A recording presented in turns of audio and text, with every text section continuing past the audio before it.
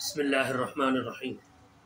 گالی دینا، پیارے نبی صلی اللہ علیہ وسلم نے ارشاد فرمایا، اے لوگو تم اپنے والدین کو گالی نہ دو، اپنے ماں باپ کو گالی نہ دو۔ صحابہ کرام علیہم رضوان حیران ہو گئے، سوال کر دیا، یا رسول اللہ، اپنے والدین کو کون گالی دیتا ہے؟ اپنے ماں باپ کو تو کوئی گالی نہیں دیتا۔ صحابہ کرام تو جنتی لوگ تھے، محفوظ اور اللہ کے رسول کے پیارے لوگ تھے۔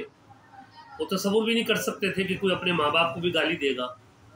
انہیں معلوم نہیں تھا کہ آج قیامت سے قریب جو دور اب آ گیا ہے، اس میں لوگ ماں باپ کو بھی گالیاں دے رہے ہیں۔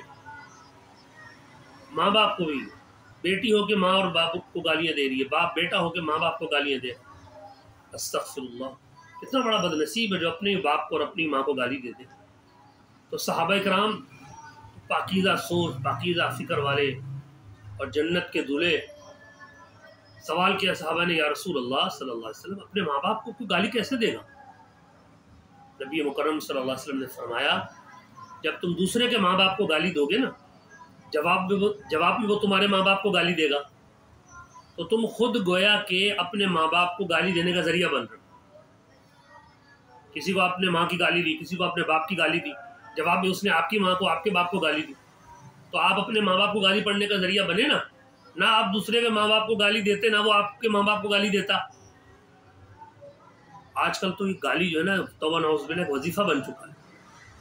کارخانے میں، فیکٹری میں، محلے میں، گلی محلے میں، کاروباری آپس میں، ملازمین ماتحتوں کے ساتھ بیٹھے ہوئے، بات بات پہ بہن کی گالی، ماں کی گالی، بات کر رہے ہیں، کوئی لڑائی جھگڑا بھی نہیں ہے، ایسے ایک دوسرے کو کوئی دوسرے کی داستان، کہانی، واقعہ سنا رہے ہیں، اور ساتھ ساتھ ماں کی بہن کی گالی بکتا جا رہا ہے۔ استغفر اللہ۔ میرے بھائیوں، اگر اس طرح سے گالی دینا آپ کا وظیفہ بن گیا نا، تو موت کے وقت آپ کو کلمہ نصیب نہیں ہوگا، گالیاں دینا نصیب ہوگا۔ ہمارے علم میں ایسے واقعات موجود ہیں کہ بیمار ہو گیا، تکلیف ہو گئی، اٹیک ہو گیا، فٹافٹ ڈاکٹر کے پاس ہاسپٹل لے کے گئے، ڈاکٹر نے انجیکشن لگا دیا۔ جیسے انجیکشن لگایا نا، تو زور سے ڈاکٹر کو ماں کی گالی دی، بہن کی گالی دی، 2-3 گالیاں بک دی۔ تھوڑی دیر بعد بے ہوش ہو گیا، تھوڑی دیر بعد انتقال ہو گیا۔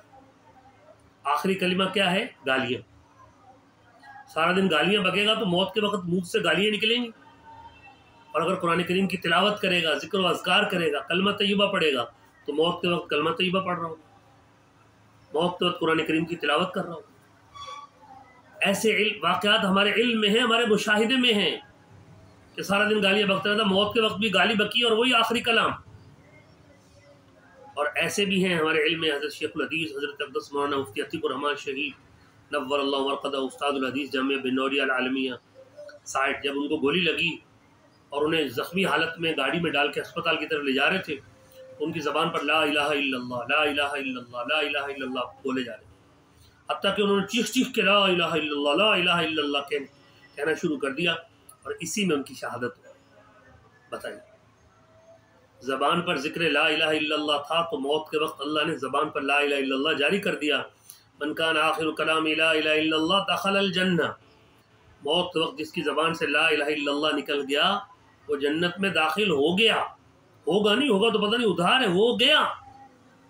اپنی زبان کو گالی سے محفوظ رکھے، نہ کسی کو ماں کی، نہ بہن کی، نہ بیٹی کی گالی، اپنے ماں باپ کو خود گالی دینے کا ذریعہ نہ بنے۔ خدا کے لیے گالی بکنا چھوڑ، استغفار کرے، اللہ سے معافی مانگے۔ غلطی سے زبان سے گالی نکل جائے، فوراً اللہ سے معافی مانگے کہ کاش اس کی جگہ میں ایک دفعہ کلمہ طیبہ پڑھتا تو میرے نامہ اعمال اتنا نور پر نور ہوتا۔ مومن گالی نہیں دے سکتا۔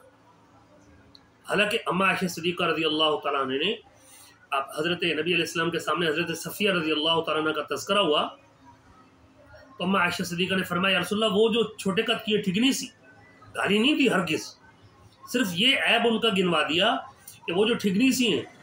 اللہ کے پیارے نبی صلی اللہ علیہ وسلم نے فرمایا، عائشہ، تم نے ایسا جملہ منہ سے نکالا ہے کہ اگر اس کو میٹھے سمندر میں ڈال دے، سارا سمندر کڑوا ہو جائے۔